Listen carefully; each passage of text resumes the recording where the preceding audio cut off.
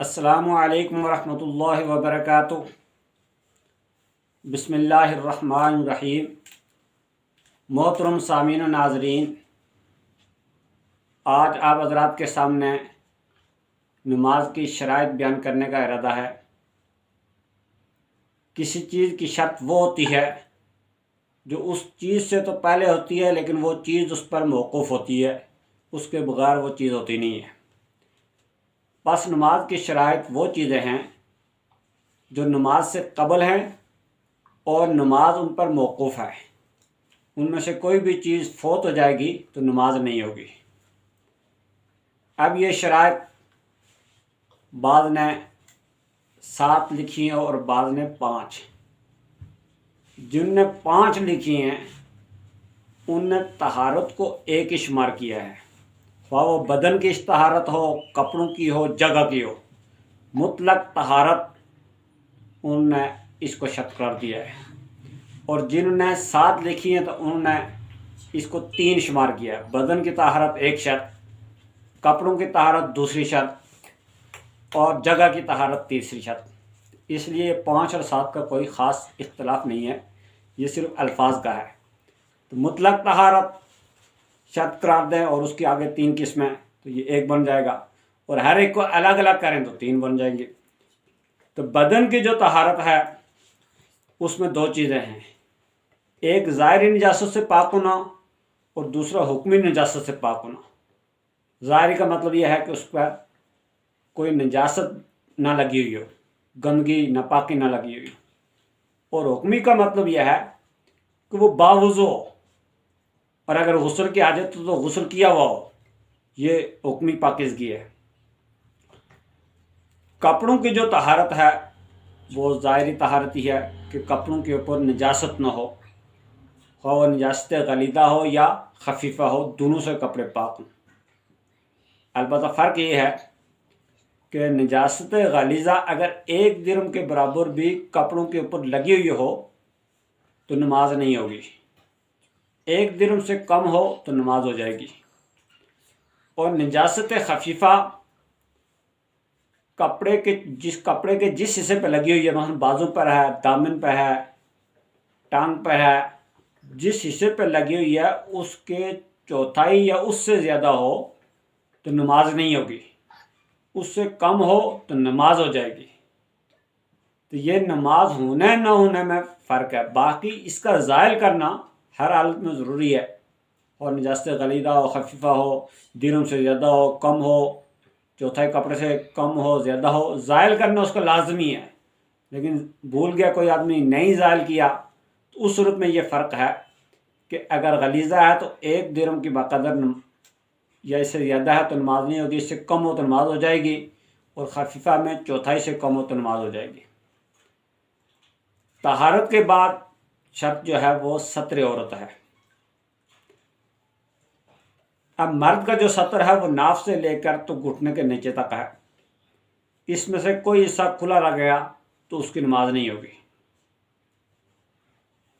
اس کا یہ مطلب نہیں ہے کہ باقی بدن بے شک کھلا رہے، باقی بدن میں مثلا پیٹ ہے، کمر ہے، بازو جو ہے وہ کونیوں سے اوپر یا اگر کھلے رہ جائیں تو نماز مکروہ ہوگی۔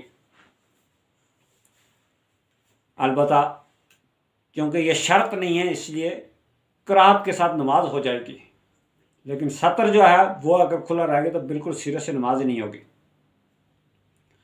عورت کے لیے جو ہے وہ سطر منہ یعنی چہرے، ہتھیلی اور پاؤں کے نیچے والے حصے کو چھوڑ کر باقی سارا بدن اس کے لیے یہ سطر ہے۔ اس میں سے کوئی بھی کھلا رہ گیا، سر کھلا رہ گیا، بازو اوپر کھلے رہ گئے یعنی گٹو سے اوپر، اس طرح بدن کا ان 3 کے علاوہ کوئی حصہ کھلا رہ گیا تو اس کی نماز نہیں ہوگی۔ یہ ستر عورت یہ نماز کے لیے شرط ہے۔ اس کے بعد وقت کا ہونا نماز کے لیے یہ شرط ہے۔ وقت سے پہلے اگر کسی آدمی نے نماز پڑھ لی تو اس کی نماز سرے سے ہوگی نہیں، اور اگر وقت کے بعد پڑھی تو نماز ادا نہیں ہوگی، قضا ہوگی۔ تو وقت سے پہلے تو سرے سے نہیں ہوگی، وہ نماز دوبارہ پڑھنی پڑے گی۔ وقت گزرنے کے بعد وہ نماز قضا شمار ہوگی، ادا شمار نہیں ہوگی۔ اور اوقات عموماً لوگوں کو معلوم ہے کہ صبح کا وقت صبح صادق سے طلوع آفتاب تک، ظہر کا جو وقت ہے وہ سورج ڈھلنے سے لے کر ہر چیز کا سایہ جب 2 مصر ہو جائے اس وقت تک ہے، سایہ اصلی کو چھوڑ کر۔ سایہ اصلی وہ ہے جو دوپہر کے وقت ہوتا ہے، اس کو چھوڑ کر 2 مصر تک جب سایہ ہو جائے وہاں تک ظہر کا وقت ہے، اس کے بعد ختم ہو جاتا ہے۔ عصر کا جو وقت ہے وہ 2 مصر سے لے کر غروب آفتاب تک ہے۔ البتہ جب آفتاب زرد ہو جائے تو وہ وقت مکروہ شروع ہو جاتا ہے۔ مغرب کا جو وقت ہے وہ شفق کے غروب ہونے تک ہے، یعنی سورج غروب ہونے سے لے کر غروب شفق تک۔ شفق کہتے ہیں جو افق کے اوپر سرخی ہوتی ہے، اس کے بعد ایک سفیدی آتی ہے، یہ دونوں شفق ہے۔ سرخی بھی غائب ہو جائے، سفیدی بھی غائب ہو جائے، یہ عموماً 1.25 گھنٹہ یا اس سے کچھ اوپر وقت بنتا ہے۔ یہ اس کا کل وقت ہے۔ البتہ جب ستارے خوب نکل جائیں، استباقی نجوم جس کو کہتے ہیں، تو اس وقت سے مکروہ وقت شروع ہو جاتا ہے۔ اس سے قبل مغرب کی نماز پڑھ لینی چاہیے، اور مغرب کے اندر جتنی جلدی ہو سکے یہ مستحب ہے، بلا عذر اس میں تاخیر نہیں کرنی چاہیے۔ عشاء کا جو وقت ہے وہ شفق کے غائب ہونے سے لے کر صبح صادق تک ہے۔ البتہ پہلی تہائی وہ مستحب وقت ہے، اور نصف شب تک بلا کراہت جائز وقت ہے، اور نصف سے لے کر آخری جو تہائی ہے وہ مکروہ وقت ہے۔ جو وطر کا وقت ہے وہ عشاء کی نماز کے بعد شروع ہو جاتا ہے۔ عشاء سے قبل وطر ادا نہیں ہوں گے، عشاء کے بعد ہوں گے۔ البتہ وطروں کے لیے مستحب یہ ہے کہ وہ آخری شب میں پڑھے۔ کوئی آدمی اگر تہجد کے لیے اٹھ سکتا ہے تو تہجد پڑھنے کے بعد وطروں کو ادا کرے، لیکن اگر رات کو نہیں اٹھ سکتا تو وہ عشاء کے بعد ان کو پڑھ لے۔ تو اوقات جو ہے نا وہ نماز کے لیے شرط ہیں، وقت کے بغیر، وقت سے پہلے نماز نہیں ہوگی۔ پھر نماز کے جو شرط ہے وہ قبلہ رخ ہونا ہے۔ حالت اختیار میں قبلے کی طرف رخ کرنا یہ شرط ہے۔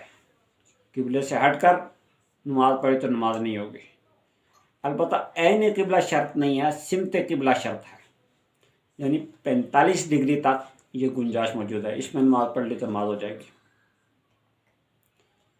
اور اس کے بعد جو شرط وہ نیت ہے۔ جو بھی نماز پڑھ رہے ہیں اس کی نیت ہو، اور نیت دل کے ارادے کو کہتے ہیں، زبان سے ادائیگی لازمی نہیں ہے۔ دل میں اس نماز کی نیت ہو تو وہ نماز ہو جائے گی۔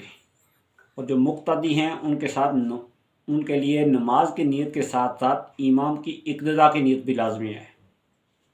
البتہ امام کے لیے مقتدی کی نیت یہ شرط نہیں ہے۔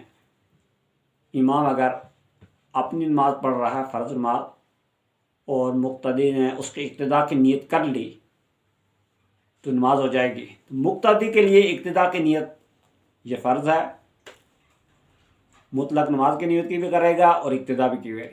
امام کے لیے نماز کی نیت ہی کافی ہے، وہ مقتدی کی نیت کرے تب بھی ہو جائے گی، نہ نیت کرے تب بھی ہو جائے گی۔